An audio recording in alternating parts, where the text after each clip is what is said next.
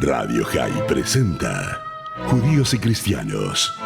Dos caminos, una redención. Un espacio semanal de diálogo sobre cuestiones litúrgicas y teológicas. Domingo de 9 a 10 de Argentina. Marcelo Aptekman nos sumerge en similitudes y diferencias entre los hermanos. Judíos y Cristianos.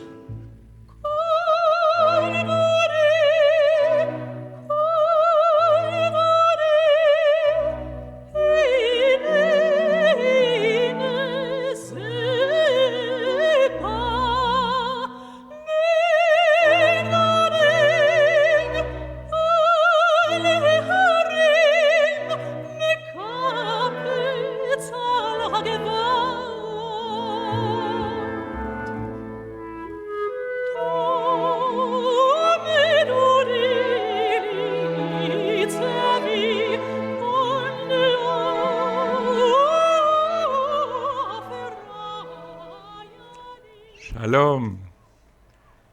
Hola. Buen día. Bueno, un gusto estar de nuevo este domingo aquí con ustedes y hoy compartiendo una conversación nada menos que con El Moré. Benny Schneid. Gracias, Marcelo, gracias. Que nos acompaña hoy. Benny Schneid, amigo, que no sé muy bien cómo presentarte, sociólogo, profesor de psicología social, y sobre todo educador judío, en primerísimo lugar, ¿no es cierto, Benny? Mira, tendrá que ver con el tema. Lo más importante que uno brega, como decían los sabios, Shem Tov mi Shemen Tov. Siempre hay que preservar el buen nombre, mucho más allá del mejor aceite, aunque haya sido del templo sagrado. Y por eso siempre tenemos que bregar por una conducta noble y criteriosa. Gracias, Marcelo. La verdad que es un gusto compartir este espacio como compartimos semanalmente. Vamos a revelarlo. Tenemos varios rituales entre los intercambios que se realizan. Gracias, Marcelo. Sí, con Benny hemos tenido, o sea, nos encontramos regularmente porque ambos estamos trabajando en OJDI, Organización Judía para el Diálogo Interconfesional, desde hace un par de años. Entonces tenemos nuestras reuniones regulares por ese motivo. Pero además hemos compartido cosas muy interesantes. Por ejemplo, hace más o menos un año, algo así, un viaje al Vaticano. Claro, pasamos una semanita ahí en Castel Gandolfo, la residencia de verano del Papa, en un encuentro al que nos invitaron muy generosamente, un encuentro interesantísimo con los focolares. Así es, como ese texto del libro de Roma a Jerusalén después. Y después seguimos viaje, ambos también a Jerusalén. Así es, así es. Bueno. Vos sabés, este programa se dedica especialmente al diálogo entre judíos y cristianos. Y vos en eso tenés bastante experiencia y trayectoria, no solo por tu participación en OJDI, pero tenés una vida comunitaria tan rica, tan diversa, que sin duda también tenés Gracias. para contar anécdotas del diálogo y de otras cosas, anécdotas jugosas seguro. Bueno, esperemos que sea de interés general y en realidad destacar, ya que vos decís tanta experiencia, pero la pregunta sería si alguna vez en la vida uno termina de aprender. La sabiduría está en saber aprender para modificar. Bien, decían los sabios cuando discutían, ¿sí? ¿De quién se aprende? Y la mayoría decía del docente, del maestro, del moré, del profesor. Nuestros sabios decían, traduzco del hebreo, mucho más que eso, uno aprende de sus alumnos, así como uno aprende también de las nuevas generaciones, hijos y nietos. Ese concepto habla precisamente de la actualización.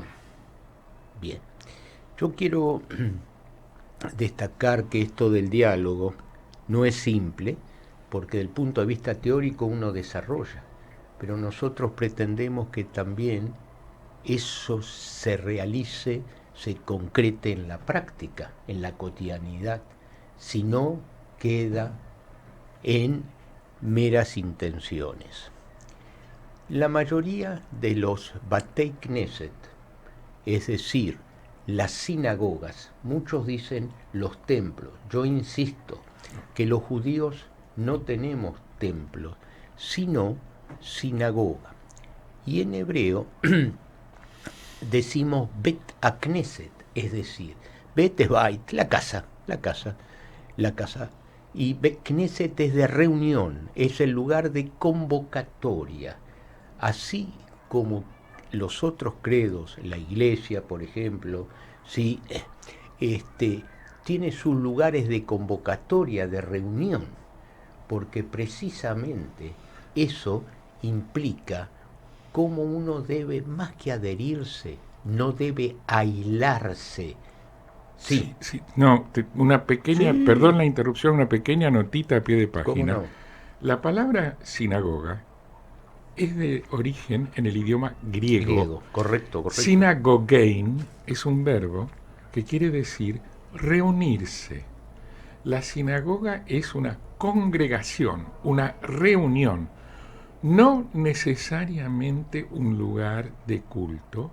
Y en la época en la que existía el templo de Jerusalén, donde se hacían los sacrificios rituales, litúrgicos, estaba muy claro que la sinagoga, que no era para los sacrificios que dejaron de hacerse cuando dejó de existir el templo, la sinagoga era un lugar de culto, sí, pero ¿de qué culto?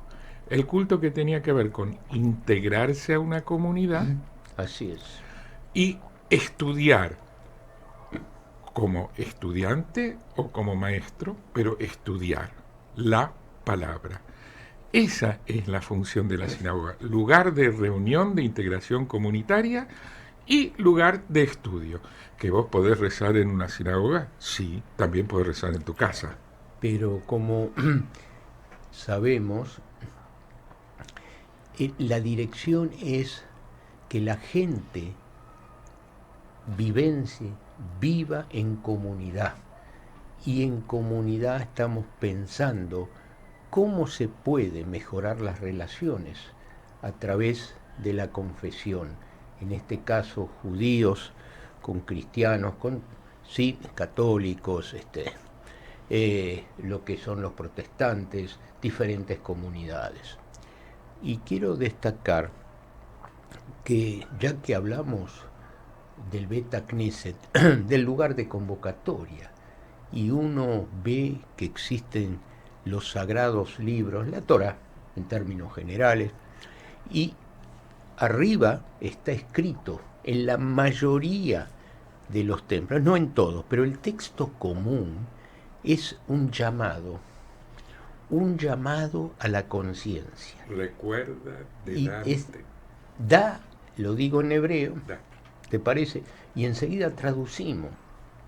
Y el texto es Da lifnei mi ata omet.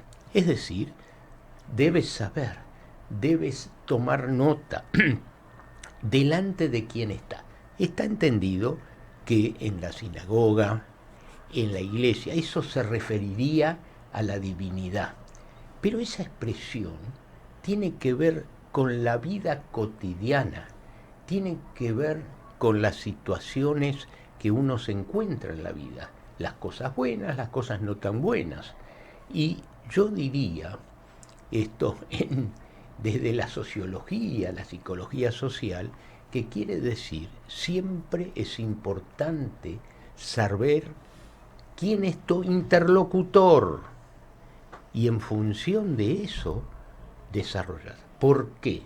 Porque también hay que tener cuidado con la lengua. La lengua, y esto da para mucho desarrollarnos así, Marcelo, Y en la tradición judía, cuidar lo que uno dice es un deber religioso, porque incluso existe, lo traduzco al cristiano, Sí, permiso, sí, adelante.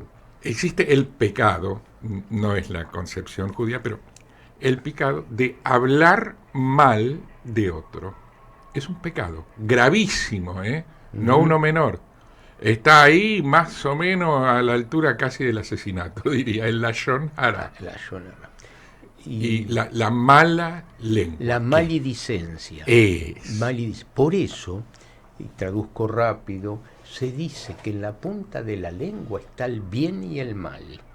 Con la lengua uno puede construir, pero puede matar. Estamos hablando, evidentemente, de la muerte física, sino daños a veces. La muerte social. La muerte social. Hablar mal de alguien, hacerle Así un es. mal nombre a alguien, aunque sea en base a hechos ciertos. Sí, por eso. Aunque fuera en base a algo que es verdad. Pero hay que tener, evidentemente, precaución para hablar. Y estoy hablando de estos mojones que tienen que ver con la búsqueda del diálogo, el otro. El otro, evidentemente, me parece importante destacar que el judaísmo no es proselitista, no busca convocar a gente de otras confesiones, otras las culturas. Conversiones al judaísmo, no. Es todo un tema la conversión, no lo vamos a desarrollar, pero quiero plantear que no es proselitista. Y alguna vez creo que te dije, hay muchas formas en lo que hace a reflejar la identidad en el judaísmo. Ahora, fíjense en ustedes, nuestra experiencia, y qué es la experiencia también del mundo cristiano. Nosotros, los judíos, hemos superado épocas históricas con grandes imperios. Voy a ser rápido. Babilonia, los persas, los asirios, vinieron los griegos, los bueno, puedo seguir, los romanos. Y la convicción, los turcos, el Imperio Otomano, llegaron los ingleses después también, escúchame. Entonces, fíjense en ustedes, y esto no para definir lo bueno o malo, sino que en la esencia de el pensamiento judío no está la conquista del otro. Y no lo quiero que nadie lo perciba a través de buenos o malos, no es que seamos buenos. En el pueblo judío hay buenos o malos como en cualquier otra comunidad o confesión, por supuesto. Y sí, más bien, claro. Fíjense en ustedes qué interesante. El imperio griego, la sabiduría de los profetas. Tenía que Sócrates, con los pensamientos de los profetas. Nosotros siempre hemos destacado que el otro existe y debe existir. Y fíjense en ustedes que el mundo griego dio un aporte espectacular a la filosofía, a lo que es la estética. Y nosotros, el judaísmo, siempre preservó racionalmente la ética, una forma de conducirse en el mundo. Y esa forma es con el otro. Piensen ustedes, el relato bíblico, Adán, el primer hombre. ¿Y saben una cosa? Ese primer hombre no tiene nombre. Claro, Adán es una palabra. Ahí está. Adán quiere decir hombre, ser humano. Adán. Porque está claro, en hebreo, el hombre de la Adamá, de la tierra proviene. Así fue creado, dice el texto, etcétera, etcétera. De dónde proviene y a dónde nos toca. Yo te presenté sí. como sociólogo, profe de psicología social, una cantidad de cosas, como moré fundamentalmente de idioma hebreo, activista importante en la comunidad. Se me olvidó, pero tendría que presentarte como cabalista también, porque tus conocimientos de lengua hebrea, no cabalista místico, cabalista, pero especialista en Kabbalah. La Kabbalah utiliza muchas consignas, por ejemplo, notriconio, bueno, no quiero entrar en hebreo, por ejemplo la numerología, porque cada letra tiene un valor numérico y eso nos permite construir, básicamente. Lo que quiero destacar, que ese Adán, que primer hombre que no tiene nombre, interesante, refleja a uno y al otro, no solamente en este caso al judío, al relato bíblico. Interesante también, porque muchos van a decir lo que padecemos, ¿para qué se creó al hombre, después a la mujer? Como diríamos nosotros en el Rioba, ¿viste? Le cuento después, Alejama. Sí, contale. La esposa. Claro, pero decían, pero ahí se pudrió todo, ¿qué hiciste? Le decían. Bueno, el texto me permite reflexionar filosóficamente, pero más que eso, de la realidad. Y los sabios dicen que fue creado Eshet es Isha, que negdó, el opuesto necesario. Y en la vida, y esto en el caso del matrimonio, la pareja, las relaciones, los vínculos, hay que percibir que el otro no es uno, pero el otro es el opuesto necesario para reconocerse, modificar, avanzar, etcétera, etcétera. Hay un filósofo, Marcelo, que vos hablamos varias veces, Levinas, que él, entre otras cosas, y rescato, suele sobre esto decir, yo no soy el otro, pero no soy sin el otro. Y esto quiero transmitirlo, uno no es el otro, porque tiene su identidad, su particularidad, etcétera, etcétera, pero no es sin el otro. Uno no vive solo, es imposible desarrollarse. Sí, adelante. Que así, con este estilo personal tuyo, sí. Pero esto que estás diciendo es fundamental para el diálogo interconfesional. Sí, claro. Entender, yo no soy el otro, pero no puedo ser sin el otro. Claro. Así es. Esto lo planteaba Levinas, trato de llevar, viste, a la vida cotidiana, y implica que hay que vivir siendo consciente que uno no está solo. Lamentablemente, nuestro pueblo judío tiene las experiencias y lo que estamos soportando últimamente, etcétera, etcétera, y no puedo dejar, sabes mi debilidad, de exhortar y pedir por los rehenes después del 7 de octubre. Yo sé, por contactos con otras confesiones cristianas, que también insisten, en el buen sentido, de liberen a los que rehenes, vivos o muertos, ¿sí? Algunos dirán, ¿para qué quieren los cuerpos? Porque en la tradición judía el hombre de la tierra viene y a la tierra, y entonces hay que proceder con... adelante. Perdón bien. Que te interrumpa, pero es una conversación. Así es. Pero no es por puro ritualismo religioso. Mira, acá en Argentina tuvimos la triste experiencia de que hubo miles de personas desaparecidas.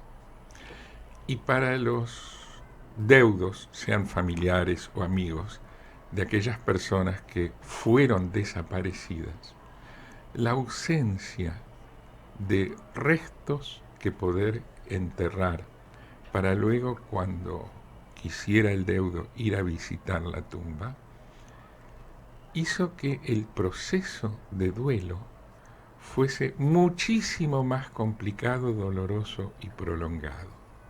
Es una herida infligida a los seres que siguen vivos y que perdieron a un ser querido, no dejarles enterrar el cadáver de su ser querido. Entonces, va más allá del ritualismo. No es un ritualismo vacío, quiero decir, de sentido, sino que tiene que ver con la necesidad humana.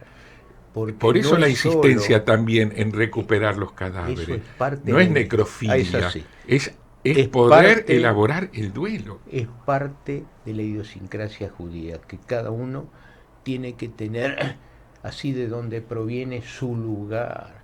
Y más que el ritual, es una forma que no solo la memoria, que es un tema, el recuerdo, sino cierto vínculo, relación, ¿sí?, con alguien con el cual se ha vivido.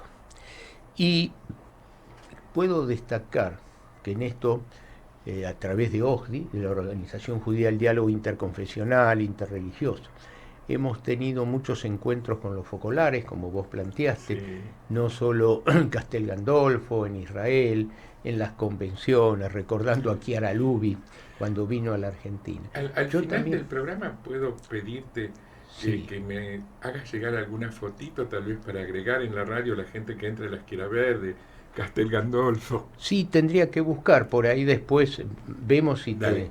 te envío. La ironía que ahí hemos convivido con muchas confesiones, Sí. hasta he conocido, haciendo un poco de humor y chiste, voy a hacer un paréntesis para que esto no sea pesado, de repente, vos te acordás, se me acerca una jovencita, ¿sí?, árabe, libanesa, era del Líbano,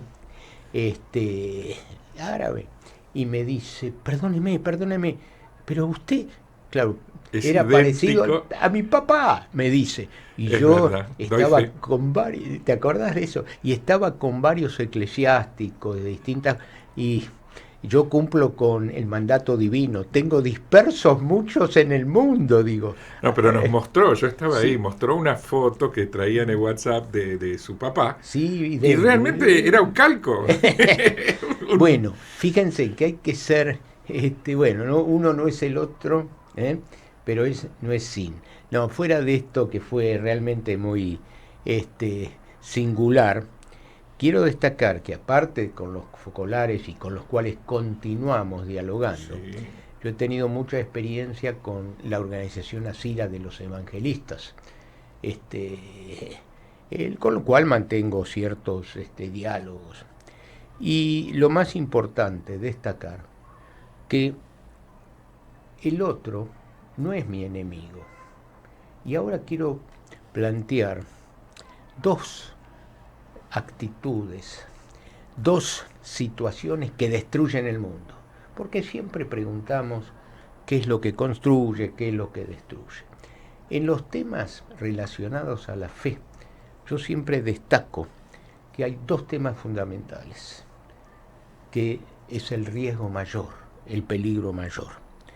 Lo que destruye es la ignorancia, es decir, no es no saber, no querer conocer al otro o otras realidades, porque al no conocer yo le tengo miedo o tengo vergüenza porque el otro es superior, el otro puede ser mejor, y esta situación la vemos en los conflictos bélicos, que destruir al otro me da razón de ser, es una paradoja. el martes pasado vos Sí, estuviste sí, en la reunión del Grupo Shalom, la reunión por Zoom que hacemos todos los martes, de conversación, diálogo en el plano teológico entre judíos y cristianos. Y estaba presente un señor de El Salvador, un clérigo sí, sí, evangelista de El Salvador, evangelista. que dio su testimonio de que para él, que en Salvador él no conoce judíos, pero lo que sí conoce es todo lo que recibe de propaganda, que muchas veces es bastante marcadamente antijudía. Y que para él era una enorme alegría constatar, escuchándonos, viendo cómo nos vinculamos y nuestras conversaciones entre judíos y cristianos en la Argentina, constatar que los judíos no somos los representantes del diablo que a él le vendieron, sino seres humanos que tendremos nuestros defectos como él también dice tenerlos, pero que en el fondo somos personas que buscamos la verdad, que valoramos la amistad, etcétera. No quiero tergiversar la cosa diciendo lo que no dijo, pero fue conmovedor. Sí. Yo, bueno, no es justamente nuestro tema, sí, pero por vínculos, relaciones hasta con académicos, con funcionarios del gobierno, etcétera, a través de la historia. Después de conversar, muchos me dicen, che, vos sos judío, como diciendo, no puede ser, porque tenía otra concepción, otra imagen. Entonces, por un lado, dije que lo que destruye es no conocer, la ignorancia, la aberración de no querer saber e instalarme en estos mensajes destructivos. Y lo otro que destruye, Sí, Marcelo, alguna vez me habrás escuchado, y también lo condeno en el judaísmo, son los fundamentalismos sí. o los extremismos. Todos esos grupos con esas pensamientos e ideologías extremas no sirven para construir, y por supuesto es imposible a veces dialogar por esos diálogos cerrados, extremos. También ocurre, por supuesto, en el pueblo judío. Y por eso uno brega colocar la energía buscando al otro. Y el otro es el próximo. Vos no sabés quién puede ser o no ser. Uh-huh. Lo importante, cuando uno sabe quién es, no le tiene temor al otro, porque sabe quién es. Por eso, en la tradición es muy importante el estudio y el conocimiento. Esto genera, evidentemente, una disposición distinta frente al otro. Sí. En mi experiencia en el diálogo interconfesional, yo he descubierto que la gente que se acerca en serio al diálogo, o sea, que tiene para esto hay que definir bien qué es el diálogo, que tiene la disponibilidad de abrirse a tratar de entender quién es el otro, aceptándolo a priori, no prejuzgando. Sí. ¿No? Y esto significa escucharlo. Si vos prendés 2 televisores que dan la misma noticia al mismo tiempo, vas a tener muchísimas palabras en el aire, pero no hay diálogo. No hay. En cambio, 2 sordomudos que se miran a los ojos y se establece una comunicación, bueno, hay un diálogo de miradas. Sí. Entonces, bueno, en el diálogo entre judíos y cristianos, los judíos en cuanto judíos y los cristianos en cuanto cristianos, que no es lo mismo el diálogo entre 2 seres humanos independientemente o con abstención de cuál es su comunidad de fe. Es un diálogo donde el judío se acerca como judío y el cristiano como cristiano. En ese diálogo yo he descubierto entre los interlocutores cristianos gente con la que me siento emocional, espiritual e intelectualmente más cercano que con alguna gente de mi propia comunidad de fe. Y creo que a ellos les puede llegar a pasar lo mismo también. Entonces, en el diálogo uno encuentra un alimento para la espiritualidad de uno dentro de su comunidad de fe. Yo no dejo de ser judío por entender que una hermana Teresa de Calcuta es una luminaria que me enseña un camino posible que por ahí yo no me atrevo a recorrer, pero que es admirable. Bueno, eso es tener la capacidad de reconocer lo bueno, como lamentablemente en la historia y en los últimos tiempos y con todo lo que tenemos que soportar, la intención es destruirte por ese fundamentalismo, ese extremismo que te estoy comentando. Me parece que es interesante nombrar, alguna vez hemos hablado a Martin Buber. Martin Buber, bueno, Israel, la Universidad Hebrea en los años 30, etc. Yo fui amigo de Paul Méndez Flor, fallecido hace poco. Menos de un año, que fue el curador de las obras de Martin Buber y de Franz Rosenzweig, y el que editó las publicaciones, los escritos completos de Martin Buber, una biblioteca armó con eso. Un investigador y profesor de la Universidad Hebrea y de la Universidad de Chicago, un tipo. Interesante sus pensamientos, y quiero justamente traerlo porque él escribió el famoso libro Yo Tú. yo voy de acá destacar, esto tiene mucho que ver con el tema que estamos hablando. Hay una diferencia cuando yo digo yo, tú, él, cuando yo digo yo, tú, o digo yo, él. Yo, tú, es factible, con diferencia sea un semejante, yo, tú. Pero si yo declino y digo yo, él es el otro. Y Martin Buber desarrolla filosófica y socialmente esa diferencia de pares, de horizontalidad, y el yo-él cuando uno se distancia y es el otro, y ahí tiene muchos matices ese otro. Y cuando uno quiere avanzar, siguiendo a Martin Buber, y ya que hablé yo, tú, él, yo, nosotros, vosotros, ellos, no es lo mismo yo, nosotros, que yo, ellos. Yo, nosotros, tiene que ver con cierta similitud con las diferencias. Yo, él, ellos son los otros. Y él lo desarrolla cómo se dan esos vínculos y esas relaciones.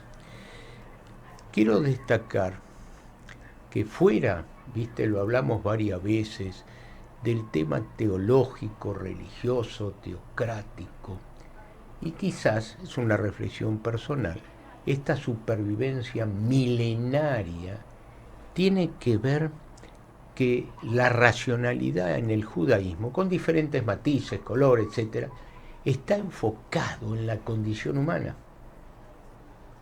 Y si uno estudia diferentes textos de diferentes épocas, no solo la Torá, la Biblia, sino después la Guemará, la Mishnah, el Talmud. Fíjense en ustedes que existe esta obra de Babilonia, una obra de Jerusalén, y la que más se preserva es la de Babilonia, de la creación de los judíos en el exilio, afuera de Israel. Bueno, esto es para desarrollar, para hablar, ¿no? Las sinagogas sí. también nacieron en ese exilio babilonio. Claro. Y el alfabeto en el cual está escrita la Torá, el Asuri, también lo trajimos de allá, ¿eh? Así que quiere decir que esto desde el punto de vista sociológico, hay distintas fuerzas de donde se proviene. Después de la destrucción es el exilio, después se puede retornar, se retorna, no todo, pero es otra característica. Y entonces lo que quiero plantear, que uno de los elemento racional más importante, que es esta concepción de preservar las necesidades del ser humano, del hombre. Te voy a dar una estupidez quizás, pero muy bien, 7 días en la semana, 6 días se trabaja, el séptimo hay que descansar. Yo no sé si eran tan conocedores, pero la necesidad de tomar distancia de la cotidianidad para modificar y cambiar, ese momento de reparación, de distensión, qué importante es. Y bueno, y ese Shabbat, fíjate, que es para todos, está planteado para todas las comunidades, todos deberían descansar. El esclavo que vive, dice el texto, el extranjero también. No, hasta los animales de si vos sos un judío practicante y andás a caballo, no solamente vos no podés cabalgar en Shabbat, así es, sino que al caballo tenés que dejarlo sueltito y con pasto verde ese día, para que lo disfrute al Shabbat con plenitud. Eso es un disfrute para reconocer todo el esfuerzo de la semana. Entonces, ese relajamiento, esa meditación, eso es un ejemplo. Pero es interesante que siempre se preservó lo que es el valor de la vida. Pero la vida, me habrás escuchado esto, en hebreo, cuando uno dice brindemos, levantemos la copa, ¿qué decimos nosotros? Salud, salud. En hebreo se dice en la comunidad judía, cuando uno levanta la copa, lejaim, por la vida. Pero, porque no existe el singular de vida en hebreo, no existe. Y esto demuestra, lejaim, que es plural, siempre uno eleva la copa con el otro. Mirá si no tendría con quién elevar la copa, lo que sería. Sería un borracho solitario. ¿Qué sería? Buah,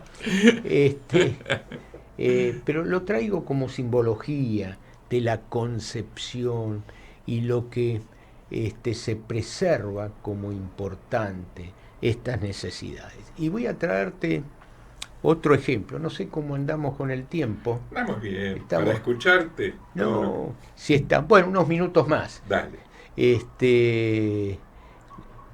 Quiero recordar los que vieron la película La lista de Schindler, el tema del Holocausto. No quiero entrar en el tema porque es doloroso y lamentablemente nunca la humanidad aprende de las destrucciones. Y los que vieron la película... Mira, la humanidad no sé, pero uno como individuo algo puede aprender. Esperemos que sí, pero en general... Perdón la interrupción. No, pero vos me entendiste, cuando uno es reincidente o repite, la pucha, ¿para qué tanto sacrificio? ¿Para qué tanto esfuerzo? Bah, y no te voy a hablar del salvajismo, porque no es del 7 de octubre del 2023, no entendemos. Pero, en la lista de Schindler, Schindler era aquel que tenía toda una empresa y decidió, para evitar que sacrifiquen y lo manden a los campos de exterminio, bueno, le dio trabajo a los judíos. Y ahí, bueno, los que trabajaron con Schindler evidentemente pudieron sobrevivir, no fueron deportados, no fueron enviados. Pero a lo que voy, cuando termina la Segunda Guerra Mundial, los que quedaban de la comunidad le quisieron hacer un reconocimiento. Y entonces, le entregan un anillo. Y en ese anillo, él lo mira, venía con su coche, te imaginas en esa época, pero un coche importante, y se baja, le dan el de anillo. Gerard Canassi. Coche de Gerard Canassi. Pero fuera del coche, quiero destacar la actitud de él, no todos tuvieron esa. Y entonces, ¿qué dice? ¿Qué estaba grabado en el anillo? Él lo lee y se le explica en la lista de Sim. Dice en hebreo, Amatzil Adam, Matzil Olam Shalem. El que salva una vida, salva un mundo entero. Cuando él reflexiona y ve el texto, el que salva una vida, salva un mundo entero, se puso a llorar. Estalló en lágrimas de haber sabido. Hubiera vendido el coche y hubiera salvado una vida. Fíjense en esta expresión, este dicho en el judaísmo, porque la vida es cada uno, y cada uno representa el mundo entero. Yo siempre explicaba, bueno, uno quiere repetirlo. ¿Qué querés, sacarle una fotocopia? Sácate una fotocopia, Marcelo, tuya. Hay demasiado papel. Es imposible.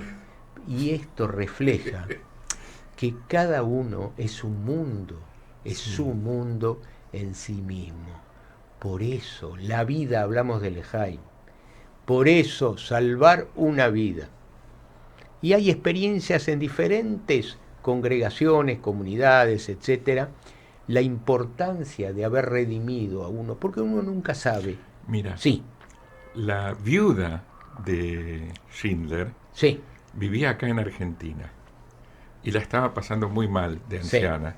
Y cuando gente de la comunidad se enteró de la situación de ella, muy bien, la llevaron y la recibieron como amigos en el hogar para ancianos judíos de San Miguel. Y le dieron hospitalidad, donde pasó sus últimos años como un pequeño reconocimiento, una muestra de gratitud para que ella acompañó a su marido cuando él salvó vidas. Por eso, fíjate vos, porque uno nunca sabe dónde llega la conducta, la actitud de uno. ¿Viste? Cómo eso rebrota, cómo eso... Bueno, por eso nuestros padres nos decían, portate bien, ¿Cómo que? Y en cualquier momento te van a reconocer. Así que es preferible que...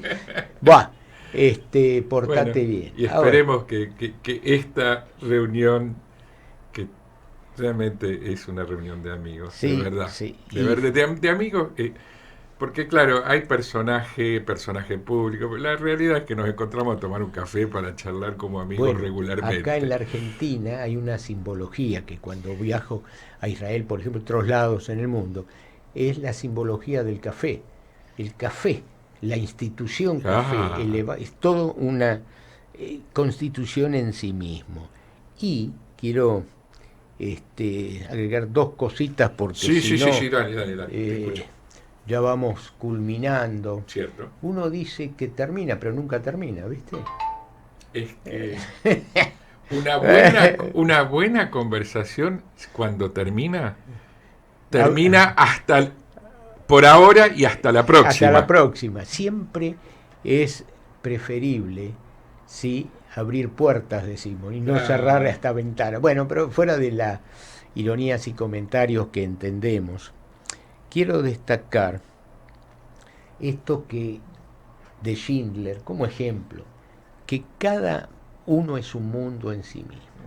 Por eso, entre los preceptos más importantes, los cuidados más importantes que tenés que hacer en la vida, y esto lo relatan nuestros sabios, ¿sí? Y están los textos. ¿Qué mitzvah, qué actitud, qué precepto, qué podés hacer, qué buena acción? Y se remarcan tres, pero que no tiene que ver con la liturgia, tiene que ver con la necesidad del ser humano de sean judíos, cristianos, musulmanes, etcétera, Visitar al etcétera. enfermo.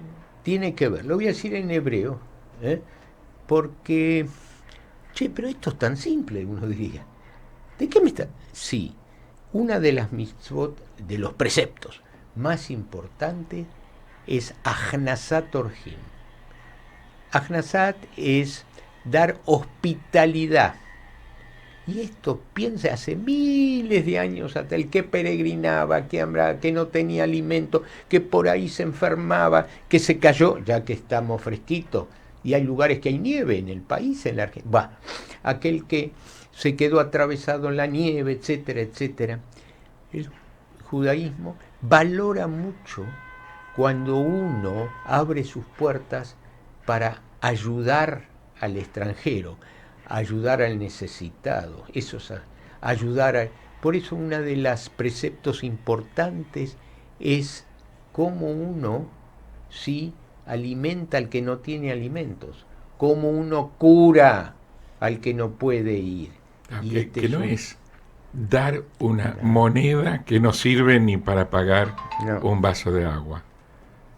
Dar Esto, de comer es estamos dar. hablando que no estamos en el concepto común de la calle Caridad, sino que acá hablo de el otro tiene también el derecho que tenemos nosotros.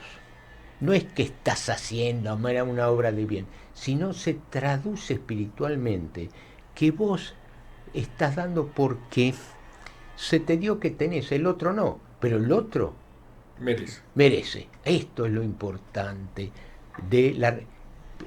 hay tantas historias en el Oel, en la donde dormía nuestros patriarcas, en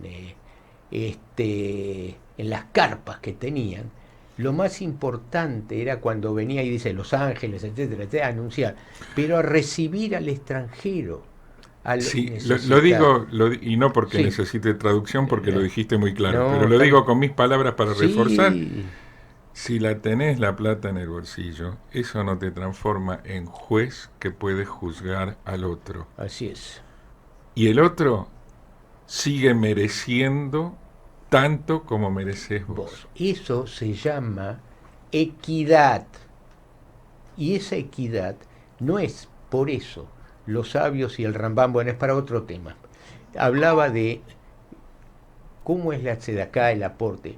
Y una de las temas es Matan Beseter. Cuando uno colabora o ayuda, es en anonimato, para no ofender al otro. Vos hablaste de tres. Sí, yo hablé uno. Uno es este de los Exacto. Ahnasat Orhim, que tiene que ver con la hospitalidad, traduzco. Otro, Ahnasat Kalá, es la receptibilidad a la novia, es una simbología, es aquella que se integra, aquella que quiere sumarse, porque figurativamente, ¿sí?, va a conformar una familia. Y entonces, piensen ustedes en diferentes credos o comunidades, cuando hay un casamiento, el rol que cumple la novia en el sentido de la continuidad, la reproducción, etcétera, etcétera. Y tercero, mirá vos, y en estos tiempos donde nos debatimos por la salud, mirá la paradoja, donde son tiempos donde el avance científico en la medicina, pero muy, pero ¿te diste cuenta que pasó en Soroka? En el hospital, en el Negev, donde se atienden árabes, beduinos, y yo lo he visto ahí, o la destrucción de un ala en el Instituto Weizmann, donde se producen, estoy hablando de medicinas o tecnologías que hoy estamos viendo para mejorar la vida del ser humano. Y la otra, por eso en relación a esto, es la importancia de Bikur Jolim, es decir, no abandones. Bikur es visitar al enfermo. Fíjense en ustedes, precisamente son los momentos más graves de la vida y no lo dejes solo. Visitar es acompañar en las diferentes circunstancias.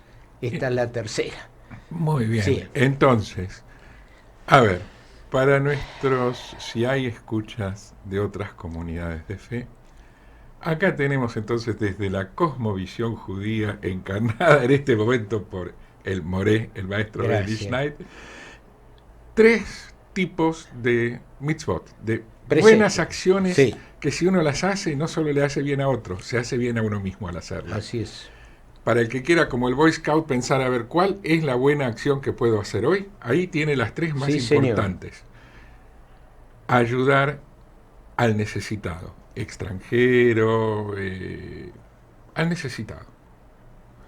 Ayudar a quien está queriendo formar su familia y tener consideración por el enfermo, visitarlo, ayudarlo humanamente. Estas son las necesidades del ser humano, básicamente. Está bien, desde la cosmovisión judía. Otros pueblos por ahí tienen otros valores con otra escala, otra importancia. No es fácil, pero está planteado. Por eso es muy importante lo que es el tema de la convivencia, la relación con el otro, que es el otro es el próximo. O el semejante, me gusta decir a mí. Porque próximo es próximo geográficamente, puede estar al lado y ser no mi semejante. Es semejante, el primero que tengo que ayudar, pero bueno. Que está más a mano, sí. Claro. Bueno, y quizás para concluir, sintetizar un poco, vos sabés que el humor es salud a veces, ¿no? Y sí. Con la ironía. Yo participé, te voy a invitar la semana que viene, si querés, en una discusión entre Dios y el diablo. Y vos vas a estar ahí. Yo estoy porque me pidieron que tenga presencia. Claro, ese buscando el equilibrio. Entonces resulta que, bueno, el diablo lo chicanea a Dios y le dice, pará, jorobarlo. Y en su actitud le dice, mirá vos, vos creaste al hombre, le diste esto, le diste la tierra, le diste la vida, le diste, y te abandona. Le dice el diablo, eso, se va, se aleja de ti, con todo lo que le diste, mira, el hombre se aleja de ti. Entonces Dios le pregunta, está bien, se aleja de mí, ¿a quién se acerca? Se acerca al hombre. ¿Qué responde Dios? Si se acerca al hombre, Él me responde. ¿Por qué? Porque está dictaminado la relación del hombre con el hombre. Y evidentemente ese chicaneo que se aleja quiere decir, estoy cumpliendo terrenalmente esos mandatos divinos del hombre. Te despedís con un chiste que más que está bien, lo decís con simpatía, con sonrisa, pero más que un chiste nos dejaste con una reflexión que tenemos para masticar hasta la semana que viene, sí, con esto, ¿eh? Sí, sí. Gracias, Beni. Gracias, Marcelo, siempre es un gusto, y a toda la audiencia lo mejor. Y bueno, no puedo dejar de pedir por la liberación de los rehenes. Amén. Por la buena vida de todos, y amén. Adelante. Salud y prosperidad para todos. Gracias. Me sumo a los deseos de Beni. Shalom, shalom. Shalom, shalom.